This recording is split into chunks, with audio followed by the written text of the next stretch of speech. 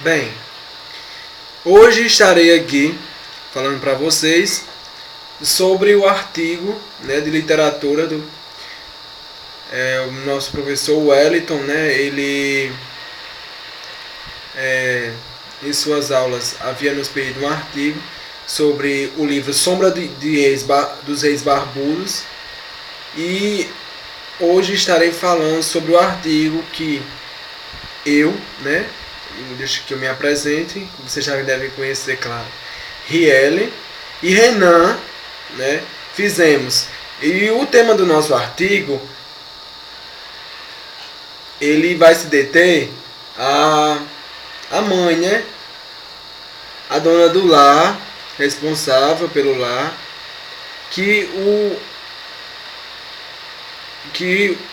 o livro vem falar.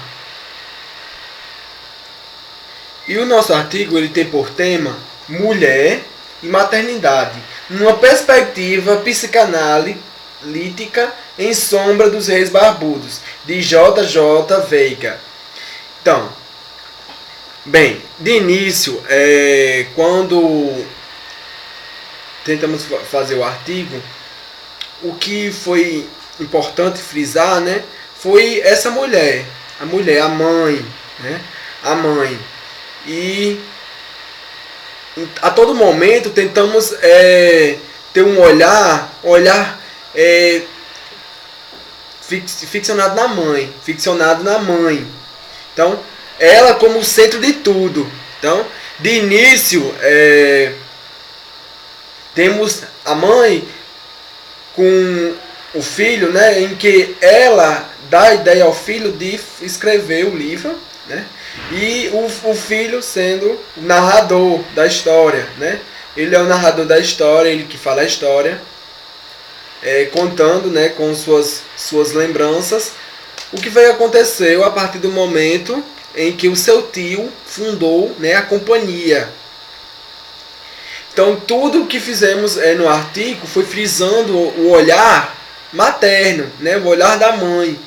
E desde o início, né, foi visto aí, né, ela pedindo ao filho, né, para que escrevesse o livro. De início, quando falamos sobre a mãe, né, é bem visto a visão do filho, né, o filho. Então o filho ele não tinha uma boa relação com o pai, né? E por ser muito apegado à mãe, ele, a partir do momento em que o pai ele arranjou um emprego, né, após a saída do seu tio Baltazar da companhia, ele passa a tratar a mãe muito mal, né, de uma forma brutesca, né, uma forma bem impondo respeito, nem respeito, se impondo sobre ela, né, querendo que ela passe sua roupa, querendo que não fique nenhum vínculo, nada, né, e a maneira como ele estava tratando ela mal, né, isso afetou o seu filho e causou nele raiva do pai. A mãe, né, como nós vemos no livro, ela sempre que era para defender alguém, né, sempre que era para falar, ela defendia, né, o seu irmão Baltazar e o seu filho Lucas. Por seu marido ele ter uma rixa antiga, né, com o seu irmão, o irmão da mulher dele, só que isso com o tempo vai mudar, como vemos no livro, né? Com o tempo ele vê, né? Ele sente até saudades, né? De Baltazar, né? Outro olhar, né? Sobre a mãe. O irmão dela, né? Baltazar, ele nunca, no livro ele não chega a ir visitá-la na casa dela, né? Ele chega a ela através do filho. Então ela sempre é um canal condutor. O Lucas Baltazar e o marido, né, Horácio, estão sempre em volta dela. Então, como o livro mostra, ela é uma mulher, é uma dona de casa, uma mulher zelosa, uma mulher que gosta de cuidar da casa, gosta de cuidar então, das coisas, né, do filho, do marido. É uma mulher submissa, é a típica Amélia, né? E ele frisa isso, mas quando olhamos com um olhar diferente para ela, nós vemos também outra mulher. Vemos uma mulher determinada, né, forte, que está sempre apoiando o filho, né, que está ali sempre presente, que está sempre ali cuidando dele, que está sempre... Então tudo gira em volta dela. Nós tentamos frisar que tudo ali gira em volta dela, né? Ela por não sair muito de casa, né? Não sair muito de casa, mas o seu filho sempre que chegava em casa relatava algumas coisas a ela. Então, sempre, se observarmos, sempre as coisas voltadas para ela. Na visão psicanalítica, vamos ver também, né, a mãe como uma pessoa muito importante, né? Por ela estar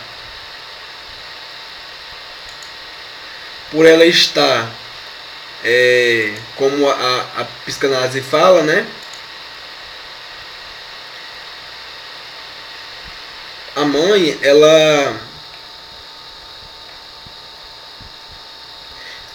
como diz Freud, né, o envolvimento íntimo do menino com o corpo da mãe leva-o a um desejo incestuoso de união sexual com ela, ao passo que a menina, que teve uma ligação semelhante com a mãe, cujo primeiro desejo é, portanto, sempre homossexual, começa a voltar a sua libido para o pai.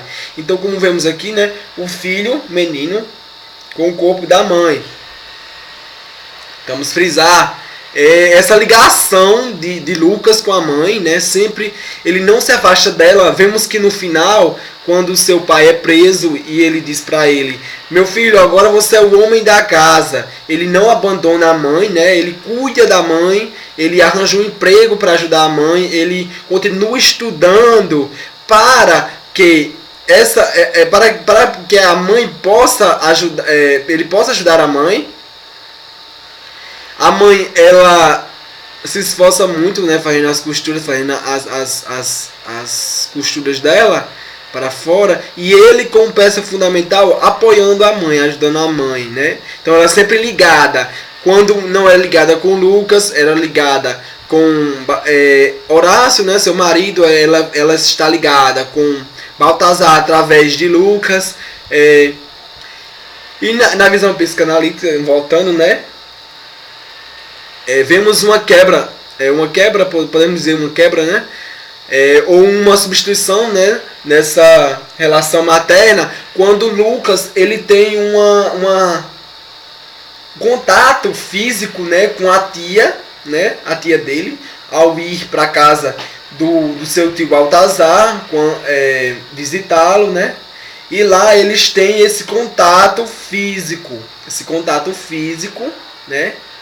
Esse carinho a mais que a tia dele tem com ele, de se deitar na cama, de ter aquele contato, né, com ele. E até certo momento ele chega a dizer que havia noites que ele esperava que ela viesse, né, à sua cama, e ele sempre fingindo que estava dormindo, para que os dois, né, venham se sentir mais à vontade, né? Em alguns momentos vemos também o ciúme de Lucas, né, com a tia dele, né, quando a mãe diz a ele: ah, meu filho, sua tia vai arranjar um marido, ela é nova, então, e nós vemos o ciúme dele, né, com a tia. E